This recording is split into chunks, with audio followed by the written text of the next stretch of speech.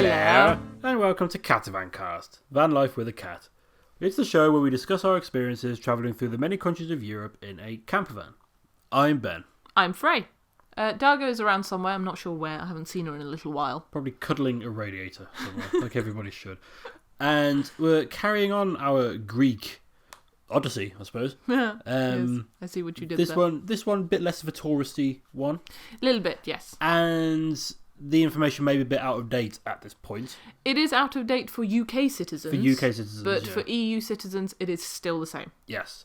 Today we're covering our little adventure of renting a house in Greece and applying for residency. Indeed. Because we could at the time. I mean, you still can, but you can now. It's a whole different thing as when the UK is no longer part of the EU. There's now a whole lot of extra things that you need. The requirements have changed. Which we don't know, so we're not going to talk about those. So for EU residents, this should still apply. So just to catch up, we'd been to Athens for almost 2 whole weeks. Yep. And we'd left our van parked outside of Athens at a secure airport space. Now, one of the big driving forces for getting a house was the cat. Yes. Because we're driving around Greece so this is late June, early July at this point. Yep. And peak summer. It's extremely hot for the cat. We mentioned in one of the other episodes, you can't tell when cats are suffering from heat. No. Because the main symptom you're told to look out for is them being a bit lethargic. Yes. And she's a cat. She's a cat. They sleep 16 hours a day. You say that, you're blaming this all on the cat, but it was you as well. I am also, a pasty white boy from Worcestershire. I'm not built for heat. No, not really. Or direct sunlight. Me, on the other hand, I was loving it. It would be fine. It would be manageable if there weren't mosquitoes. Yeah. Because then you could have windows open in the van. Yeah. But you leave a window open and they come in and they drain your blood. So we didn't much like that. So while we were in Athens, in the Airbnb, obviously we had Wi-Fi, so we were scouring the internet whenever we had moments, trying to arrange viewings. Yes. For when we left Athens. Over the entire 2 weeks, we had very little luck with that. Until literally the last day we were there, last full day, when I got an email from an estate agent just asking for more details on what sort of thing are you looking for. And they signed it off with, I am at your disposal whenever you need it. So I thought, oh, good. Okay, we've got somebody on board. We've got someone on board. We later learnt out that I am at your disposal is literally just what they say in Greece. It's like, I'm here to help. Exactly. If you need anything, it's just that's what you say instead of kind regards. Yeah. Essentially. Greeting? Would that count as a greeting? Kind of? Well, that's just a phrase. Yeah. Just a saying sort of phrase. But we weren't getting any... People weren't answering their phones at all. We were getting no responses from emails. But we had to leave Athens. So we had to decide where we were going to go. Yep. And we'd found a lot of places, potential places to rent up on the north coast of that little part of Greece. Yes. Which that's the central Greece region, isn't it? I think so, yeah. Attica. Within Attica yeah, still. There you go, yeah. So we headed up to that north coast bit, just to the town of Scala Urupu. Yes. And parked upon the beach there. And we did actually manage to get through to a landlord. Managed to speak to one. And he said, we told him the places he had listed that we wanted to look at. I was like, okay, I'll have to check that, because I think they'd rather you sign on for like a year. Yes. And we only wanted 6 months because we didn't have enough money to go for a year. We didn't know what we'd be doing in 6 months' time, so... Yeah. For 6 months, that would give us until November, December, and then we'll head back to the UK. So the guy was like, well, I'll see if he'll go for 6 months, and I'll give you a call back in the morning. And he never did. So then we took matters into our own hands and thought, right, we'll just go to these estate agents' offices. The people who weren't answering their phones, we'll go down and we'll speak to them. Yeah. So we went to 2. One was open, but I think it was just the guy's wife and kid were there looking after it, and she's like, no, we've got nothing. The house you looked at is no longer listed. I thought, okay. So we drove down west along the coast to a town called Agi Apostoli. Mm-hmm. Butchering that pronunciation, I'm sure. And the office was locked with no one inside. Yes. I have a suspicion we just missed him on his lunch. I think so, yeah. But nothing you could do about it. Wasn't answering his phone. So we drove back east along the coast, just a little bit further down. Okay. Then we drove back down east along the coast, past Scala Urupu. Do you want to try that again? Then we drove east along the coast, down past Scala Urupu, where we just stopped. Yeah. Just outside the town of Dilesi. I believe so. Again, because there were still a lot of places within reach of there. Yes. That we liked the look of. And then we were sending emails, we were leaving phone messages. You were even talking to someone on Facebook listings. Yeah. Yeah, just trying anything just to get into a house. Just to get out of the van in the heat, basically. Yeah. And then we did have some luck, didn't we? Someone got in touch with you? Or you managed to get through to someone? Yes, so I managed to get through to somebody. Obviously, they answered and were like, oh, sorry, I don't speak English. But I have a partner who does. Give him a call. No. No, not that bit?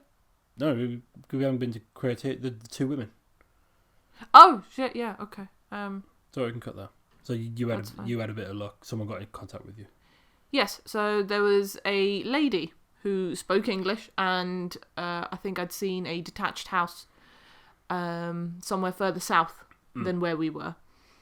And she said, yep, I can show you it tomorrow if you can come at this time in the afternoon. Yeah. I said, okay, sure, let's go. Let's see where we can get to. Was that on the day? Was that the same day? I think it was in the morning. In the morning I got a call. Yeah. Because we figured out it was about a 2-hour drive. Yeah. Because they were in Karatea, and we were up on the south, so that was down further south from Athens again. So we did take the toll roads out of time. We did, yes, and got stuck in lots of traffic. Lots of traffic because you're going past Athens. And of course, Greece, just to reiterate, so this is, say, June, July. Yeah. Greece was pretty much open as usual. After they had the initial COVID lockdown and there was business as normal. They were letting tourism back in now. Yeah. You still couldn't eat indoors. No. And outdoor seating still had to be spaced. Yes. And you still had to have masks and stuff on when you were indoors anywhere. Yeah, but it was starting to get busy again. Yeah. All over the place. So we headed down. They headed down there. Yep. And they met us. And then led us to the first place they had in mind for us. They found us a detached house. In like a little mountainside village sort of thing. It was quite a nice house. It was. But there was no washing machine. Nope. And the access was a narrow dirt track, which is fine. But there was another house beyond ours. Yes. And our van was taking up the entire road. Yeah. And we couldn't fit it due to the height. There was a yeah. They had a gateway. Like a gateway over the drive, but it had like it had a top to it. Yeah. And that was shorter than the van. Yeah. So we had nowhere to park the van out of the way of anybody else. And through speaking to these women, they then tried it was a mother and daughter, wasn't it? I believe so, yeah. And they were then trying to sort out another place for us to go and look at, and they were telling us that time of year is one of the worst times to be looking for places in Greece. Yeah. They all like to be somewhere, if they're moving house, they want to be in there before the start of summer. Yep. So late spring is when it's really busy and there's lots going. So we just missed that, unfortunately. And they did find a place for us, a coastal village of Vinci Dascaliu. Okay. Again, probably massacred that, but there you go. And that was an Airbnb. It used to be an Airbnb listing that the guy was turning into just a proper rental. I presume partly because of COVID. Yeah. And it was they were working on it, they were repainting it and redecorating it when we were there. Yep. And it had a little walkway down to the beach. Well, kind of a bit. It was the sea. Yeah. Just rocks and the sea. Yep, and then the sea. Which is still pretty cool. Having the sea in your back garden, that's kind of... you know. I mean, it was a really nice place, but it was for the price, it was too small. Yeah. And again, parking was an issue. Yeah, there was no on-site parking, if you like. You had to park at the next road over. Yeah. Now, where you are there, the women were very assuring that, there's no worries with safety. Yeah. No one gets broken into around here. It's not really a thing. The other thing for us was, I know it's Greece and we kind of shouldn't have been thinking that way, but all the hills, all the roads, everything were incredibly steep. Yes. Leading to that house. Yes. Even where we'd park the next street over, it was almost a hairpin bend up a very steep incline. Yeah. Yeah, that wouldn't have been... Yeah, not in our van. No. Struggles with normal hills. And this was, if you want to go to the shops, you're going up a hill, and when you're coming back to... when you're going to the shops, you're going up a hill. When you're coming home from the shops, you're going up a hill. Yeah. So, everything. It was nice that we could have had the place, and we had time to think about that one. Yeah. Because they wouldn't have it ready until, this must have been at the start of the week. Mm-hmm. They wouldn't have it ready till the end of the week. So we knew we had somewhere. That was like, we kept that as a backup. Yeah. Like, we can live there if we find nothing else. So then we headed south for the night, just to spend the night, through the town of Lavrio. Mm-hmm. Which we'll come back to later. Yep. And just outside the town of Sunio, just round the corner from the rather famous Temple of Poseidon. Yes. Which, again, we'll come back to later on. But we didn't know it was there, did we, until the next morning? Yeah, I think we looked on a map. Yeah. And it's like, there's a temple around here. So I went for a little bit of a walk. It's like, there's a temple It's right there. So, yeah, spent the night there sort of weighing up our... how much it would cost us, expenditure, things like that. The next day, you got another call, didn't you, from a guy in Athens? I did. So, I'll edit this. Sorry, this is the George one. This is the George one, yeah. So, I didn't get a call, actually. No? I called a guy. Oh, okay. Who said that he didn't speak English very well, but his partner did, and gave me his number. Okay. Who I then called. And he said, yeah, sure, I've got a couple of places. Can you come to a town called Portorafti? Yeah. The next day. Yeah. So we then decided, okay, we needed to have a campsite stop anyway. Yeah. Because we'd been out of the Airbnb for a while now, a few days now, hadn't we? Yeah. By this point? Yeah. So we went to Camping Bacchus. Camping Bacchus, yeah. So if you're down the Sunio, the town itself, we didn't get to go into. No. But apparently it's one of these quite well-known tourist places. Campsite Camping Bacchus is not too far from there. Nope. And it's not on a beach, but it's a short walk from the beach. Quite a nice little enclosed beach. It was a nice enough campsite. You know, they had an on-site taverna. Yeah. And all the showers, wash facilities. You get all the bays are numbered, and they have like a netted surround on them. Yeah. So you're always in you're in the shade. Yeah. Which is needed in the heat of summer. Yeah. So we could have a shower there and everything else, and make ourselves presentable when going to look at potential properties. The only problem was signing out there at the end. They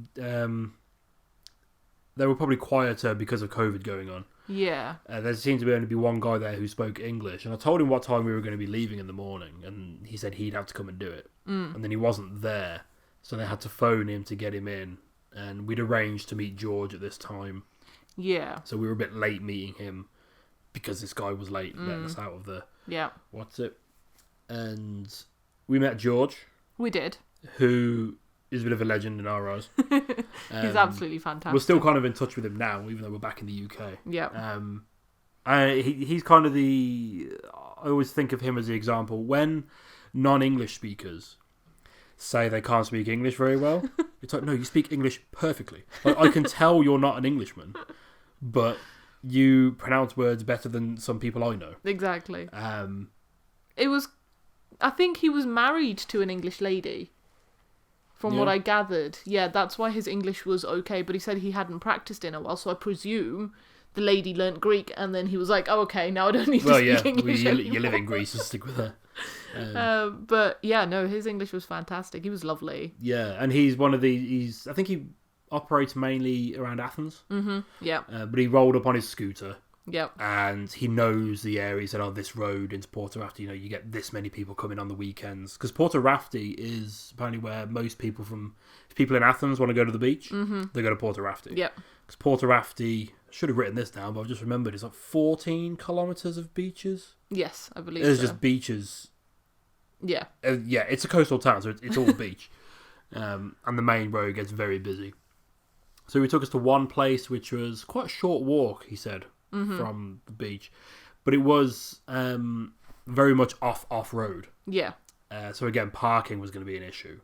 Yes. And it was a bit more expensive. It was a nice place. It was a nice place. We'd have the place almost to ourselves. We'd have a little old granny living above us. Yes. Who kept to herself, everything like that. And the downstairs section would be ours, which had been renovated recently. Yeah. And it was nice. So this is a detached house with 2 floors. Yeah. Split into 2 properties, basically. Which we later learned is quite a common thing in Greece. Yeah. But it was just a bit too expensive on the rent side of things. A bit too far out of our budget because we're not making any money. Yes. Now, the intention was to get set up, get internet, and then try and find remote work. That's a whole thing in itself. But we had to go on the basis that would not be an option. Yes. So then he took us to the next place. Indeed. Which was, so you've got the main road going through Porto Rafti down to the coast, and then there's another road that kind of runs parallel to that. Yeah.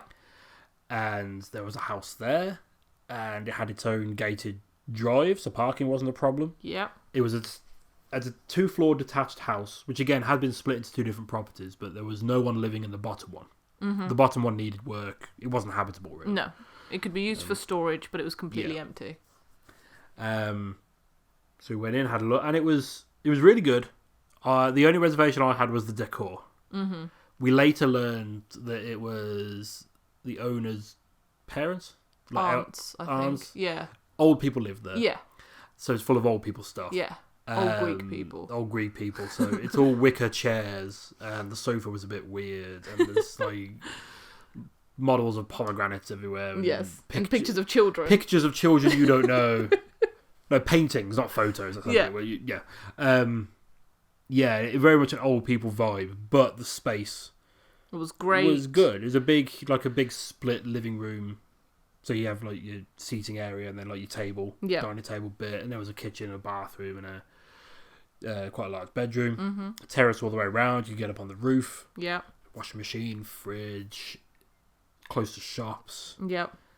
It ticked all our boxes. Yeah, and more because it was fully furnished. Yes, fully furnished. And it had anything and everything that we could ever need because I presume after the relative of the landlord passed away, they didn't move anything but their personal belongings out of there. Yeah.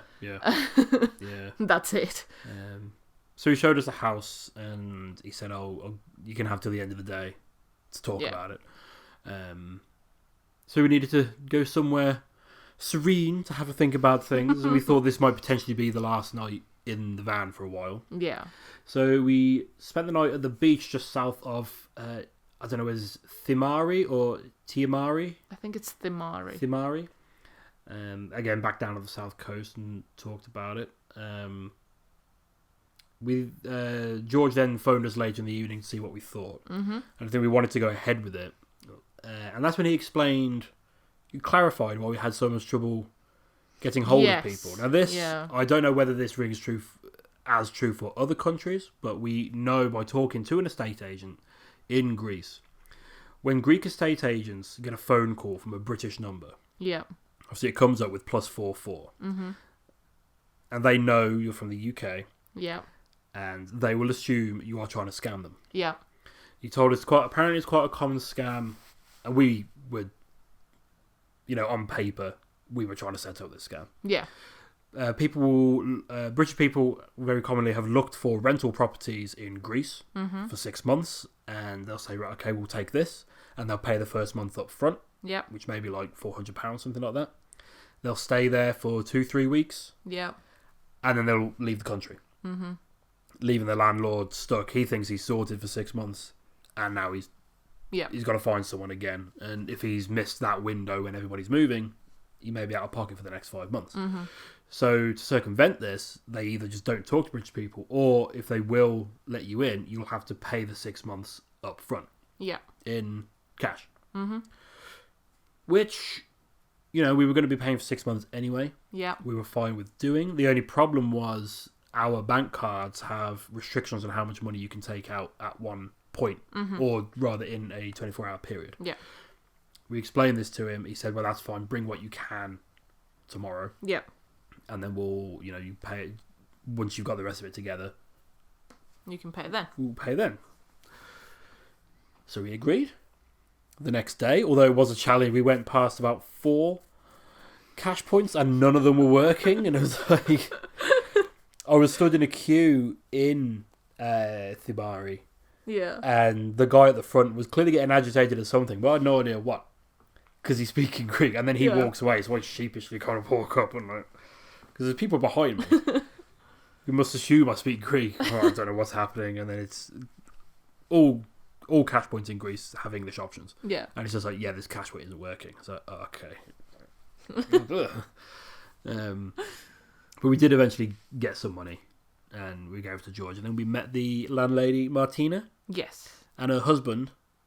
Or partner. Not sure if they were married, but yes. Significant other. Can you remember his name? Spiros. Spiros. There you go. Spyro, almost. Spyro. Yes. And they were very friendly. Yes. They were really happy to. I think her face lit up when she saw us. A little bit. She's like, "Oh my god, people!" Well, she's still very much in love with us. She messages me fairly regularly, keeps in touch. So it's a lovely lady. Yeah, and they were very, welcoming. They were showing us around the house, all the rest of it. And we did explain to them that we wanted Greek residency, so we may need some stuff from them regarding the house for that. Yeah. And they were like, "Yep, that's fine. Any way we can help, let us know." Lucky they spoke English. I think Spiros spoke English really well. He spent some time in England. He'd lived in Birmingham, I think he said. He lived in the Midlands, didn't he? Which is a region, by the way. No, that's the north. Yeah. He spent some time, around these parts. Martina spoke English very well. Not as well as the two blokes. No. But very well. More than well enough to deal with. And communicate with us, so, yeah. Yeah, and she said I think they were a bit surprised that we wanted to move in there and then. Yeah. Obviously we had all of our belongings in the van. We're moving now. But they wanted to clean before we moved in. Yeah. So we said, well, we'll spend the night tonight. Yeah. We won't move anything in. And then we'll bugger off tomorrow so you can clean. Yeah. So Martina turned up with a cleaning lady, and we buggered off back to that beach at Thimari for the day. Yeah. Bought them lattes on the way back. We did. Well, Martina brought us pastries, didn't she? Yeah. When she came in the morning. Then we started really experiencing this Greek hospitality we'd heard all about. And then whenever they come around your house, they bring you something. Yeah. Even though we were technically in her house. Exactly.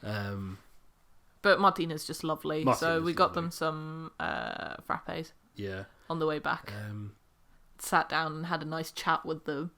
Yeah. That was a bit awkward because her friends barely spoke any English. In fact, pretty much spoke no English. No. And I'm very aware in those situations. Like, I don't want to have a conversation with the three of us while you're just sat. Exactly. Yeah, it's a bit of an awkward one. But no. Her name was Marianthe. Marianthe. Yeah. I do remember that she apparently told Martina that we were a nice couple. Yeah. So there you go. She was sat there. I remember Martina at one point just being like, "No," and I was like, "Why? What's happened?" She's like, "She's asking if you have any children." I was like, just the cat. Do I look like I've birthed humans? So yeah, they left, and then that was it. We had our house. We did. So we very slowly started moving things in, settling in for life in Greece for a little bit. Yeah. But we couldn't rest yet. No. We needed residency. We did. Because it's supposed to be after 90 days in an EU country, you're supposed to register as residents. Yeah. We hadn't been in a position to do that. No. But now we were, so now we could register for it. And our hope was that this would make things a bit easier for us returning to the country long term, post-Brexit. Yeah. Which, at this point, we're mid-January now. kind of remains to be seen. Yeah, Things are still a bit unclear as to that. So again, we are now going to talk about getting residency in Greece. Yes. This does not apply for British citizens anymore. Nope. But for other EU citizens, it does still apply. It's still valid, yeah. So, what you officially need. You need your EU passport for proof of EU citizenship. You need 4,000 euros each in a Greek bank account. Mm-hmm. So, does that mean you can have one Greek bank account with 8,000 euros in it? You can if you're married, I believe. Okay, right. But if you're not married... If you're not married, it's two per bank person. accounts. Yeah. Okay, 2 bank accounts with 4,000 euros each in it. You then need either a tenancy agreement or a property deed in Greece to prove that you live there or have property there. 2 passport size photos each. And your EU health card or health insurance. Though I know in the UK, I imagine the same in all EU countries. And in the UK, it's called the EHIC. Yep, and or the E111 card. Yeah, and I know what that meant is because obviously ours were British ones, and we have the national health. Yeah, it means if you go to another country where they don't have national health, I think is how it works. Yeah, then they basically send the bill to the NHS. I think so. Something like that. Yeah. So you need either that or health insurance.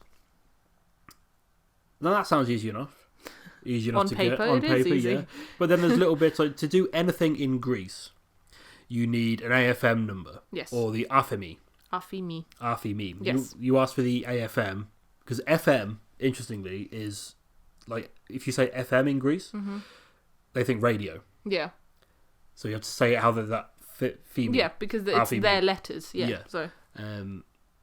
Again, on paper, these are easy to get. You go to your local tax office with your EU passport. Yep. And a form you have to fill in. They give you the form there. Yeah, they'll give you the form at tax office. You fill it in. It is all in Greek, so we had to take it away and translate it and do it. And then you take it back. But this is where we learned that any bureaucratic or administrative process in Greece, the smoothness and complexity of the process depends very much on the person you're dealing with at the time. Yes. And what kind of mood they're in. Mm-hmm. So the 2 guys we had to deal with at the tax office, one of them was an older chap who didn't speak English. Yeah. The other one was a younger chap who seemed pretty unsure about his job, but did speak English. And they started asking us for all sorts of things. They started asking us for visas. Yeah. No, we're EU citizens, we don't need visas. And they wanted... like tax representatives. Yeah. They said, we need an accountant's signature. Yeah. And all that. And we're there like, well, we don't have any of it. We don't need any of this. We've read online what we need. And they're just like, oh, you need this. So we had 2 visits to them. Yeah. Banging our heads against the wall. Yeah. And in the end, we just went to the aliens office, which... there's less of them than tax offices, but that's where you need to go to apply for your residency. Yes. So we were in Porto Rafti. Our nearest one was in Lavrio. Yeah. Which was about 45-minute drive south. Mm-hmm. So we drove down there and we spoke to them. Said, look, we're applying for residency and we need... That's right, we need an AFME number. Mm-hmm. But this tax office is telling us that we need a residency... To get the AFME. So this guy then phoned up the Lavrio tax office, had a long conversation with them. And through this process, we learned that when Greek people are on the phone, or just when they speak to each other, they're very passionate when they speak. It's a passionate language. Like I think they're having normal conversations, but it sounds quite, okay. This man is angry. But no, he's just... This is how they speak. Just talking. So he spent a good while on the phone, basically... By the end of the phone call, he said, right, they know you're coming. Yeah. You just need your passport. Yeah. And they'll give you an AFME number. He checked our forms as well, because I asked him to. Oh, yes. Because I said I didn't want to get down there and have something incorrect in there, so could you just check our forms to make sure we've got everything? And he was happy to do that as well. Yep. He said just take that form down with your passport. Yeah. And that should be it. Yeah. And it was. And it was. Got our AFME numbers. Now, AFME numbers you need for literally anything. Everything. We had tried to sign up to some internet. Yeah. Excuse me. They ask for your AFME number. Yeah. It's basically any big purchases. It's your VAT. It's the equivalent of a VAT number for you. There you go. Yeah, so Greece has a personal VAT number. Yeah. So you don't need it to go like food shopping or clothes shopping or anything like that. No. Like if you're buying a car Yes. or you're subscribing to a service, Yes. you need it. We were fortunate in the house regards because everything was already... There was no water bill. But we weren't charged for any water. All we had to pay for was electric. Of course, that was all in Martina's name. Yeah. So we didn't have to sign up for any of that stuff, thankfully. We ended up not signing up for internet anyway because of cancellation fees because we were only going to be there for 6 months. Yeah. But an AFME number, it isn't listed as something you need to get Greek residency, but in order to acquire the things you need for Greek residency, you need an AFME number. Yeah. Which includes opening a bank account. Yes. Which brings us on to that. The next step. Again, opening a bank account, especially for non-residents or citizens, different banks want different things. And that changes on what day it is. It took us about a month and about 4 or 5 different banks we tried. Yes. Just to open an account. Yep. And they were telling us, one of them said we needed to go to, like the 4th or 5th one we went to told us we needed to go to Athens. One bank in Athens is the only place we can go to get a bank account. So when no one else has told us this. This is the thing. So I think the way that Greece seems to work is you go to somebody and you say, this is what I want. They say, okay, you need this item A. Yeah. So you're like, okay, cool. I'll go away, get item A. You come back. They're like, you also need item B and C. So you go away, get item A, B, and C together. You come back and you're like, oh, there's also D, E, and F. Yeah. And you're like, why didn't you just tell me this when I came in after item A? Just tell me. I need all of these things. But luckily, the way Greece also works is that if you need item A through F, there's also substitutes for items A to F, depending on the mood of the individual and how much they like you. Yeah. Luckily, we're very happy, smiley, relatively calm people. Or at least we can appear to be when needed. Yes. Yes. in a police station. Yeah. Trying to deal with Greek immigration staff. So over to you. Okay, so we couldn't get bank accounts. We were trying to follow all the rules we were given for bank accounts, and we were getting nowhere. And of course, with it being COVID, there are queues outside all the bank accounts, so it's taking, and banks close at like 1 p.m. 1 or 2 1 o'clock, or 2 p.m. yeah. So you've got limited time. We literally spent one whole day coming in and out of banks, trying to just get an account open. And we were explaining what it was for. It's for residency, and some of them wanted, well, no, you need a residency permit first, so no, we need this to get that, and things like this. Linking back to the tenancy agreement requirement for, same for banks and for the residency itself. Martina had come with us to KEP. The KEP, which is another government office building that handles certain issues. There are lots of them. And she'd given us what should really be enough for a tenancy agreement, just to say that we're living in a house, and we're paying for it or whatever it was. But then the guy at the aliens office had to phone her and tell her, no, that's not good enough for what they need. It was an online form that we then needed to register up to and sign online. All done through the Greek tax online system called TaxisNet. Yes. So to get the passwords, to get that set up, we had to go back to the tax office. Yep. Okay. I'll hand over to you because I can't remember any of this. That's fine. So we went in there the first time. This is the tax office in Lavrio after speaking to the aliens office guy, and he checked over our forms. Yes. Right? Went in there with the form and the passport, and the lady gave us our AFME numbers. Yes. Then we went home to have internet access so that we could get onto the TaxisNet website and register ourselves on there by filling in basically the same information that we'd put in, that we'd given to the lady on the form. Yeah. Right? That then gave us some like registration number or account number or something. We then had to take that account number back to the lady in the tax office. 45-minute drive. Yeah. Yeah. with our passports, I believe, and our, like, AFIME number handout that she'd given to us the day before. Yeah. She then compared the information we told her and the information we'd filled in online. Now, bear in mind that everything is still in Greek, so... There were some mistakes. There were mistakes, and we kept making the same mistake over and over again. Yeah. So it took us even longer. But once that information matches, everything is okay. She then approves your online account, and then you can go away and use the online tax system until whenever. Which you go on, and because Martina has put this tenancy thing up with our names and AFIME numbers, we now have access to sign that. We sign that. The government people can check that. We can print it off. Take that to the aliens office. Okay, so we had that done. There was also a lot of messing around with the bank. The bank wanted utility bills from the property because they were in someone else's name. They weren't happy with it, and some other stuff. So after literally about a month of trying to get a bank account, we went back to the aliens office and said, look, we cannot get a bank account. We just can't, because we're not residents. They don't want to know. Again, very much depends on the mood of the guy there at the time. He was like, okay, fine, I just want bank statements. And a copy, your bank card to hand in, and a receipt from a Greek cash point. In euros.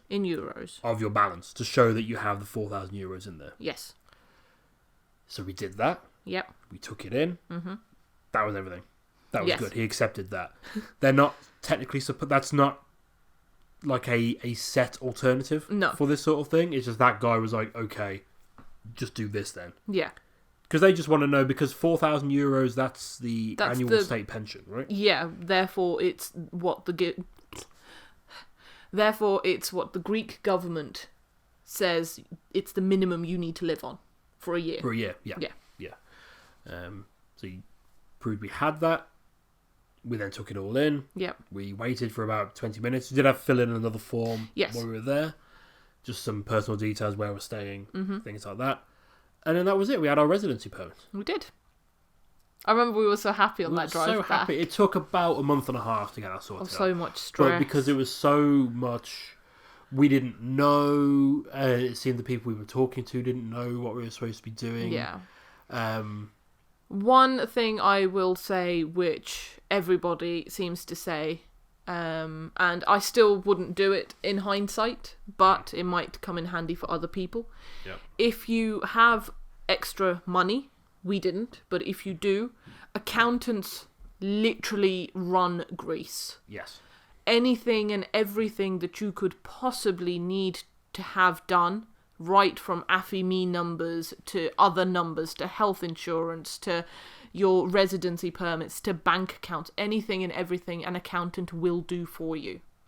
They know how it works. They know how to deal with people. And I presume, obviously, with them being Greek as well, that helps too. Several people said to us, get an accountant. Just get an accountant. They will do it for you. But accountants aren't cheap. I mean, they're a hell of a lot cheaper than they are in the UK. But we were on a budget. We were on a massive budget. We were already trying to decide whether or not we could live for 6 months on the money that we had left. We were only supposed to be out until September. And this was July, and we were signing a tenancy until December or whatever it was.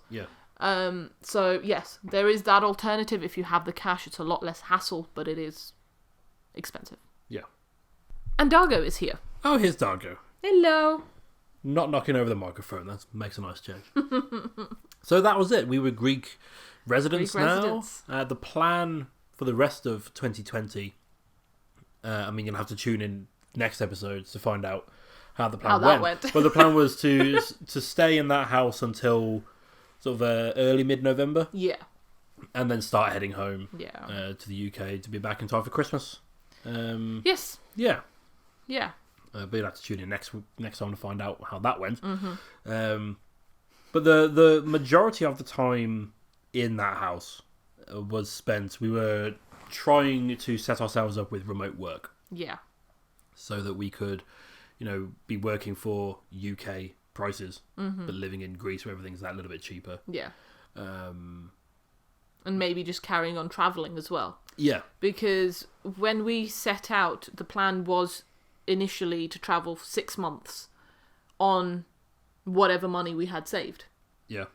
And then decide at the end of those 6 months whether or not van life was for us, whether or not we wanted to carry on. Yeah. Everything like that. So getting a remote job or anything like that, we hadn't exactly set it up and thought about it beforehand. That wasn't our aim. But now it is. And we're still now kind of trying to... making steps to try and make that a viability. Yes. A viable option. Which the COVID situation has kind of helped because many businesses are moving to a remote system. Yeah. Excuse me. So most of the time was sat doing that, and obviously, let's say the first month and a half we were in there, it was just trying to figure out how to get the documents we needed to get a residency. But we did do some touristy sightseeing stuff. We did. So all of this is within easy access of Athens. Yes. So you can get a train out to Koropi, which is near Porta Rafti, and then you can get a taxi or something down Porta Rafti. Again, Porta Rafti is where the Athenians go when they want to go through beach day. Yeah. So on weekends, we didn't go out on the weekends. No. Because George was telling us, the main road will just be traffic. Like, it will take you an hour to get it. I think we ended up in that accidentally. When we went to see the house, I think. Yeah.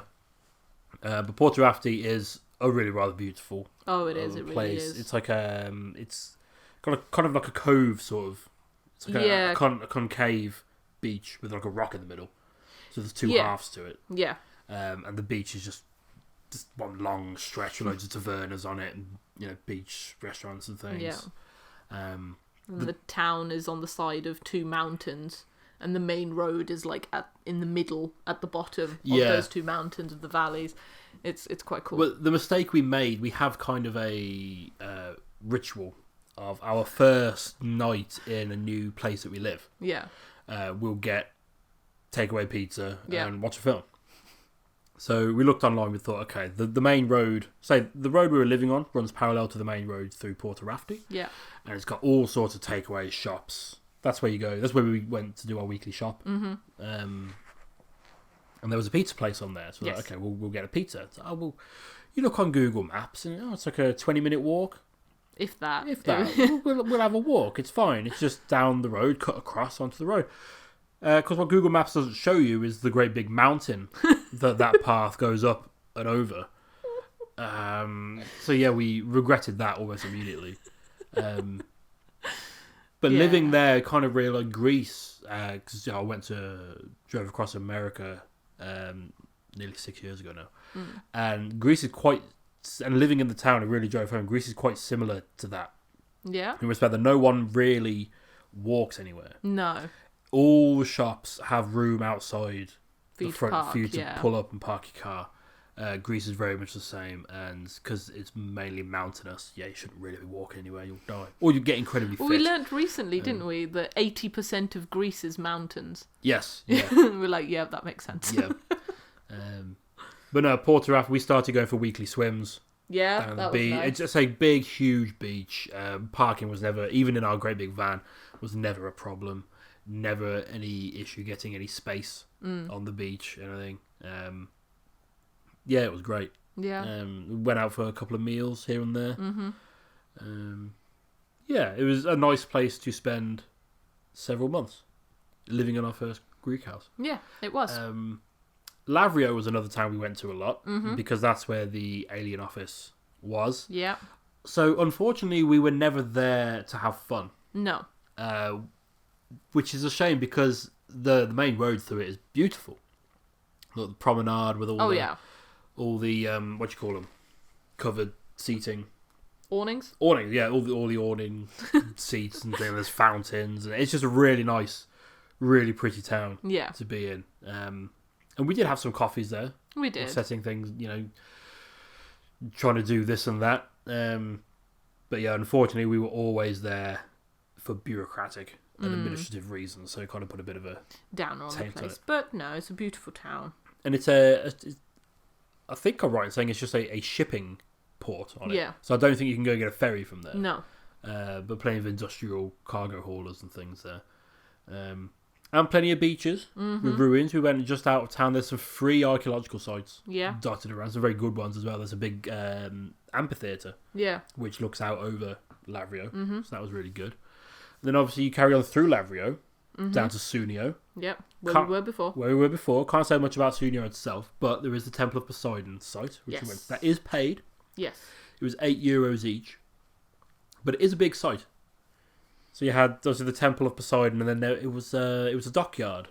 Yes, wasn't it? Yes, it was. They carved it into the rock, didn't they? Yeah, so there's a whole big walled thing, and there are still remains of housing and manufacturing streets that you can walk down. And the temple itself was, I think they said that's the first piece of civilization sailors would see. Yeah. When sailing back to Athens, that's like, right, you're home now. Yeah. Temple of Poseidon is here. And it's just jutting out into the sea, where it should, other than under the sea, there's not really a better place for a Temple of Poseidon to be. And there was also the remains of the Temple of Athena nearby. Oh yes, but they are very much by remains. So you can see the outline of it. Yeah, and that's about it.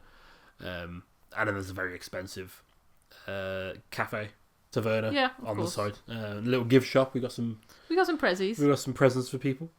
And that was it. That is all really the only bit of touristy bits we did after Athens, because it was more trying to get ourselves set up for the future, and so we can show off about living in Greece for a while.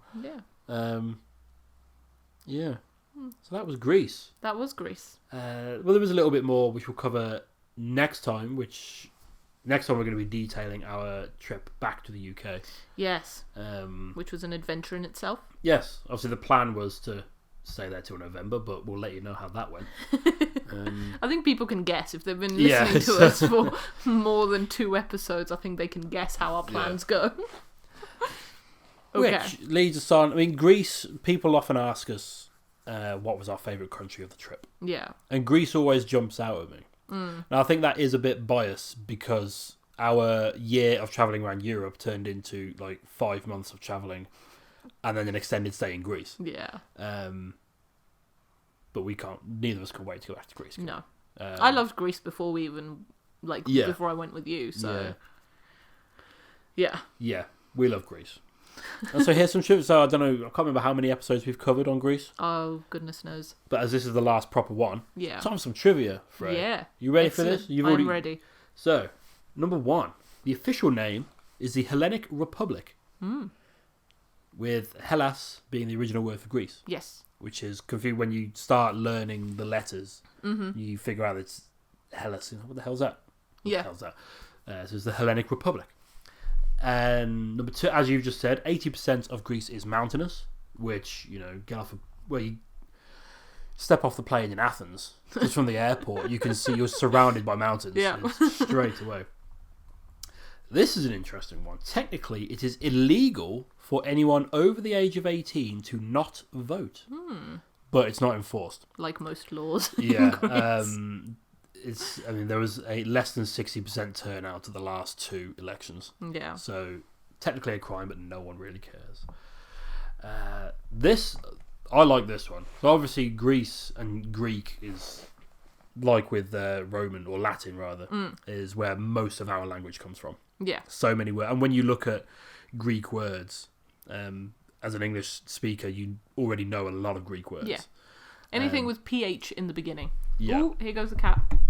Off she goes. So the word barbarian comes from the Greek word barbaroi, which translates to someone who doesn't speak Greek. Because they thought, to them, people not speaking Greek, it just sounded like an animal going ba ba ba ba ba ba. Yes, okay. So technically everybody who doesn't speak Greek, according to this, is a barbarian. Yeah. That's kind of cool. Yeah.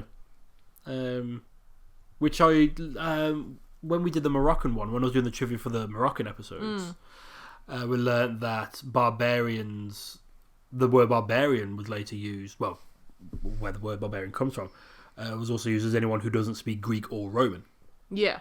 So the definition changed a little bit. Well, the Romans did kind of take everything that was Greek and then just turned Heracles into Hercules and Yeah. went with it.